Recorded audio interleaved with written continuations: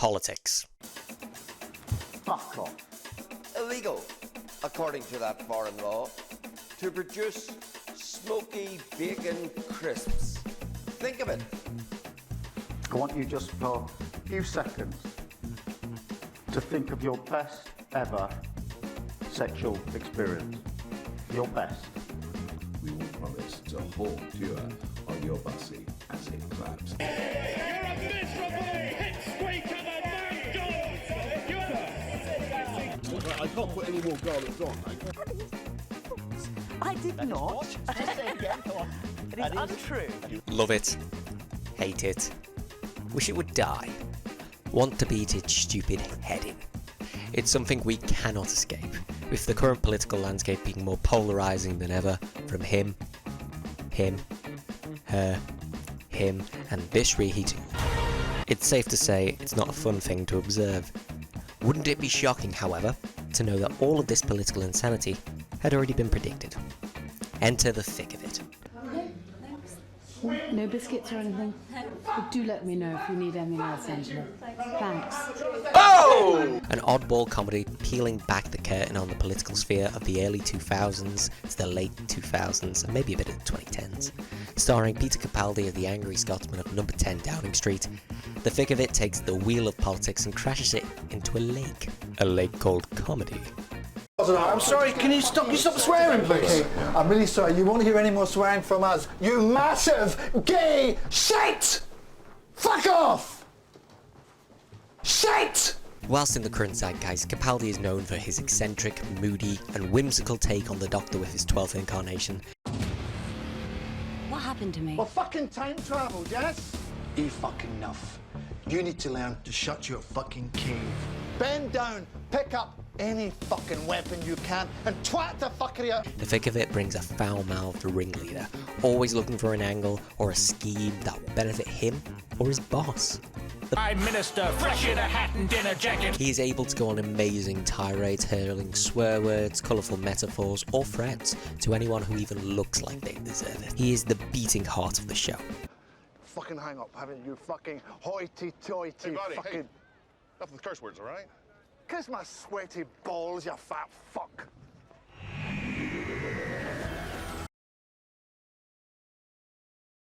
The show, however, would not be what it is without the rest of the cast. Ollie and Glenn act as advisors to the Secretary of State, which would either be Hugh or Nicola, trying to help, and a lot of the time, failing in spectacular fashion.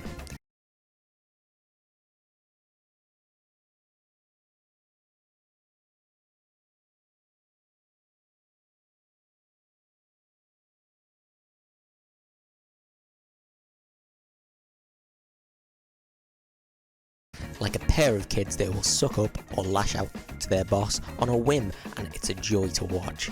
Ollie's a schemer, always looking to get ahead, whereas Glenn is an old soul, been at the department forever, and try as he might, he is slowly becoming more and more irrelevant.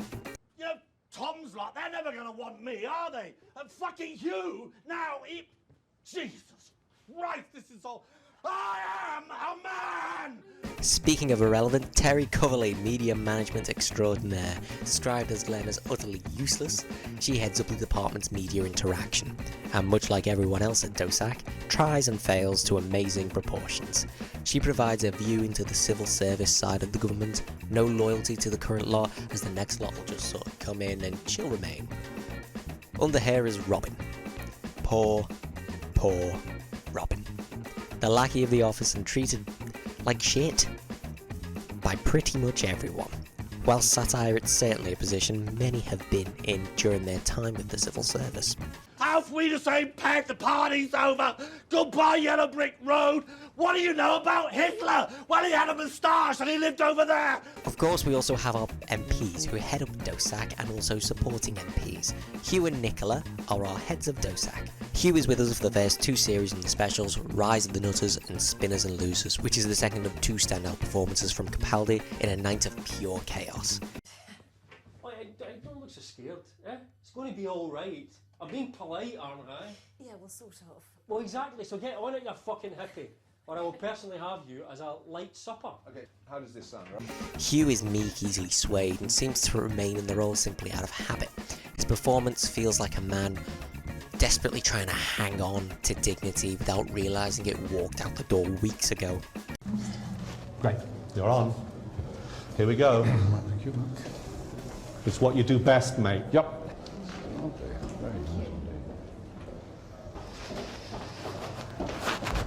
Well, that was a fucking disaster.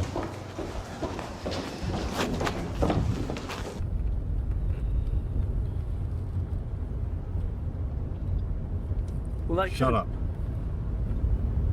When Hugh departs due to a cabinet reshuffle, we are then treated with Nicola. If Hugh is meek, Nicola is boisterous. She comes with a complex home life, desperate wish for change, and comes head to head with Malcolm on a constant basis. I don't know what you're talking about. May I just quote it to you?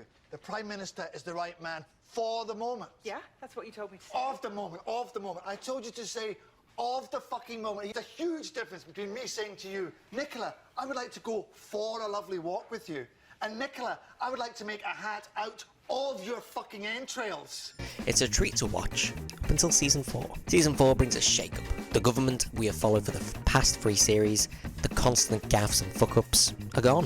Voted out, relegated to the opposition, mirroring the real events of the time, with a coalition of government taking their place, which is delightful. We meet Peter Mannion, who takes over from Nicola Murray alongside his political advisors Phil and Emma. They bring really, really funny moments there.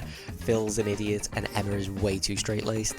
It's also incredibly similar to The Other Side, bringing the message that they're all pretty much as bad as each other, as if we didn't know that. It all comes to a head at an inquiry on leaking, which, whilst I won't spoil it for you, is amazing, and we get to see everything come crashing down.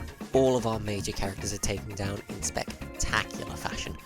The only two who arguably come out of it unscathed are Ollie and Terry. However, I won't say any more than that. If I had to tempt you, I'd recommend this very small clip from Season 4, in which the Lib Dems have bought a bank to get out of an awkward situation. It's pure comedy gold, and we get to see Stuart Pearce and the other side's answer to Malcolm Tucker, and Peter lose it.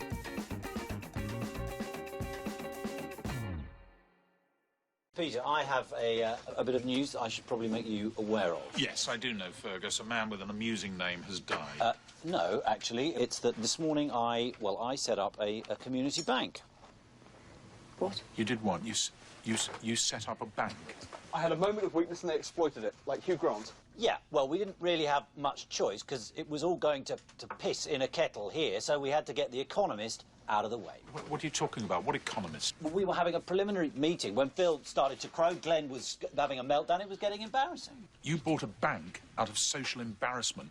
I sometimes buy the big issue out of social embarrassment. I don't buy a fucking bank. Ooh. Peter, this is so fucking us. Yeah, let me just wind back, right? Let's get this straight, just so I can deal with you two properly. How much is this bank?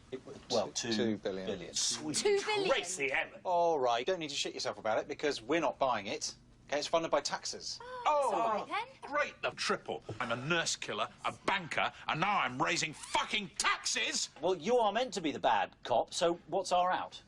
You're giving me an actual noose along with a metaphorical one. Trousers! So yeah, watch it. Watch the thick of it. It doesn't get enough love.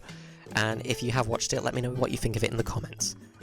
Like, subscribe, shout obscenities at the nearest person, and I will see you soon. Sooner than you might think.